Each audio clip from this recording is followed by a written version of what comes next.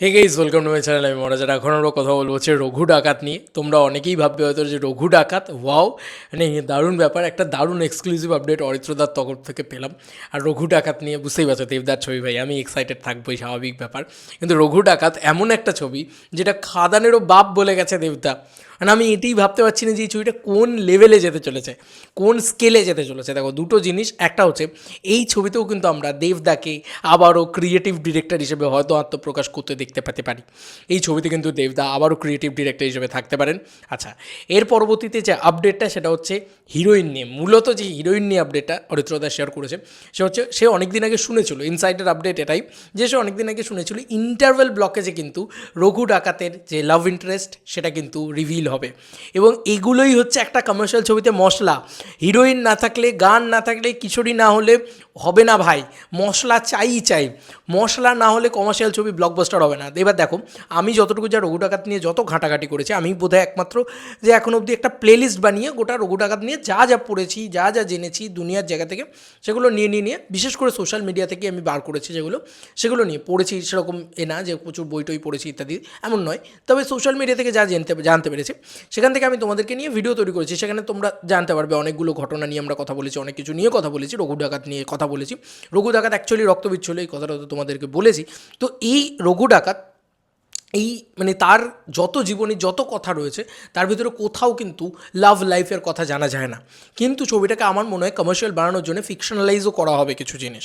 তার ভিতরে এই হিরোইন পোর্শনটা হচ্ছে ফিকশনালাইজ, এবং এই হিরোইনটার কিন্তু কোনো মানে জানয় তাই করে দিয়ে দেওয়া হবে না। আমার আমাকে যদি জিজ্ঞেস করো পার্সোনালি, আমি বলবো ভাই কোয়েল মল্লিক। হ্যাঁ, আমি বলবো কোয়েল মল্লিক। কোয়েল মল্লিক যদি একবার থেকে যায় না, কারণ এখানে যেভাবে রঘু ডাকাতের এই হিরোইনকে লঞ্চ করা হচ্ছে বা যে ওয়েটা করা হচ্ছে সেটা কিন্তু খুব ইন্টারেস্টিং। এবার দেখো, সেটাই অরিত্রতা বলেছে যে শাল মুড়ি দিয়ে সে রক্তবীজ হয়ে লড়তো। রক্তবীজ কীরকম, রক্তবীজ 2 আসছে, সেটার সাথে একটা মজা আছে। রঘু ডাকাত অ্যাকচুয়ালি একটা পদের নাম, মানে পদ টাইপের হয়ে গিয়েছিল, কারণ সবাই রঘু ডাকাত রঘু ডাকাত রঘু ডাকাত বলে লড়তো। অ্যাকচুয়ালি অরিজিনাল রঘু ডাকাত যিনি, তাকে কিন্তু কেউ কোনো দিন ধরতে পারেনি, কোনো দারোগা ধরতে পারেনি, কোনো পুলিশ ধরতে পারেনি, কোনো ইংরেজরা ধরতে পারেনি, কেউ ধরতে পারেনি। এবং কেন ধরতে পারেনি তার একটা বড় রিজনও আমি তোমাদেরকে বলেছি, যে রাজা কৃষ্ণচন্দ্র রায়ও রঘু ডাকাতের সাথে হাত মিলিয়েছিলেন এবং কৃষ্ণচন্দ্র রায় সাপোর্টেড ছিলেন রঘু ডাকাতের ওপরে। তো এই সব কিছু মিলিয়ে এইটুকু তোমাদেরকে বলতে পারি যে রঘু ডাকাত কিন্তু কোনো দিন ধরা পড়েনি। এবার এখানেই নানান, মানে এই রঘু ডাকাতের নাম নিয়ে নানান লোকে ক্যামোফ্লেজ হয়ে আর কি, মানে নিজের ভেষ বদলে সবাই রঘু ডাকাত এই একটা ব্যাপার ছিল। একজন কোনো রঘু ডাকাত ছিল না, কিন্তু রঘু ডাকাত কিন্তু ঘরে ঘরে ছিল।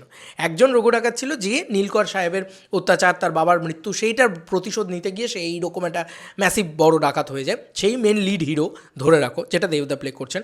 এছাড়াও কিন্তু তার নাম নিয়ে প্রচুর লোকে রঘু ডাকাত হতো এবং তাকে আইডলাইজ মেনে একটা রক্তবীজ টাইপের হয়ে গিয়েছিলো গোটা বাংলা জুড়ে সেই সময়।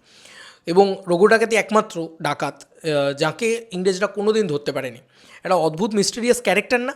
এবং তার সঙ্গে সঙ্গে তার লাভ লাইফটাকে যেভাবে প্রেজেন্ট করা হবে, সে হচ্ছে যে মহিলা, যে এই জিনিস, তিনিও কিন্তু ডাকাত, তিনিও ডাকাতি করতে বেরিয়েছেন এবং মুখে ওই ওড়না জড়িয়ে এরকমভাবেই আসবেন, শাল জড়িয়ে আর কি, ওড়না কেন বলছি, শাল জড়িয়ে, কারণ তখনকার দিনে ডাকাতরা খুব শাল টাল ব্যবহার করতেন আর কি নিজের আইডেন্টিটি লোকানোর জন্য।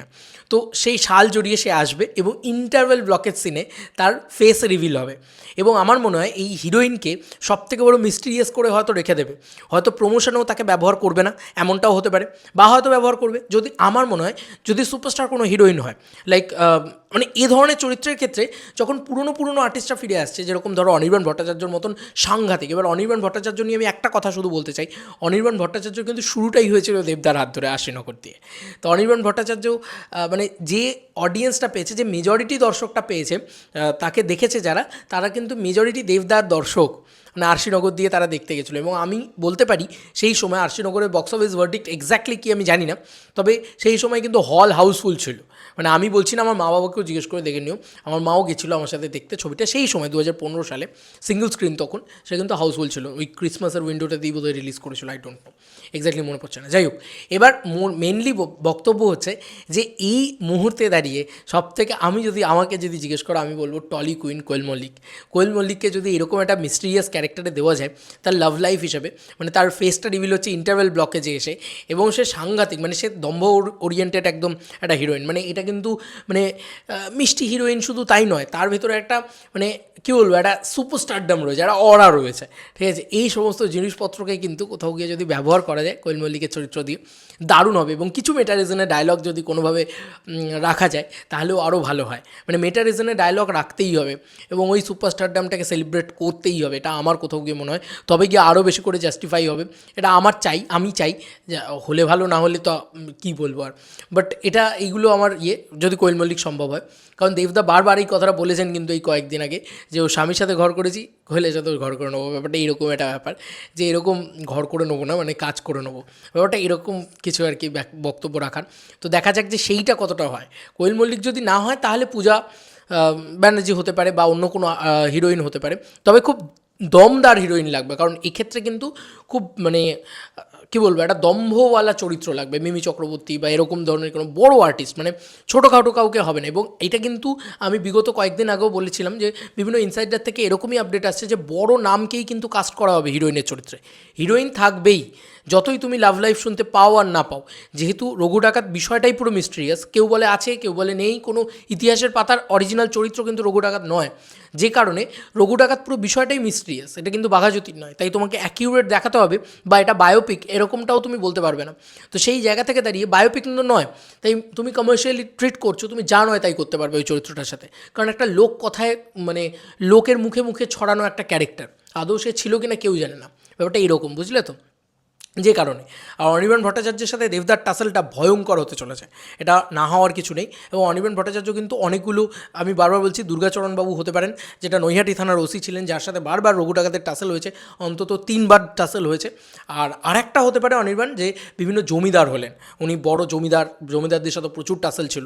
নীলকর সাহেব হবেন না, কারণ অনির্বাণের স্কিন টোনের সাথে বা পুরো বিষয়টার সাথে অনির্বাণের যে তার হাইট, তার বা তার চুল, তার দেখতে, সেটা মানে ঠিক সাথে যায় না, মানে ইংরেজদের সাথে যায় না। তো ইংরেজ হবেন না আমি শর, নীলকর সাহেব বা এরকম কিছু এরকম হবেন না আমি শর। কিন্তু অনির্বাণ ভট্টাচার্য কিন্তু আমার মনে হয় হতে পারেন, মানে বলা যেতে পারে যে এই জমিদার এবং বা জমিদার হলে তার মানে স্ক্রিন প্রেজেন্স কম থাকবে, এই দারোগাবাবু হলে বেশি স্ক্রিন প্রেজেন্স থাকবে। দেখা যাক, অনির্বাণকে কিন্তু শিখণ্ডী করা হচ্ছে, মানে অনির্বাণ কিন্তু একটা বড়সড় ভিলেন হতে চলেছে।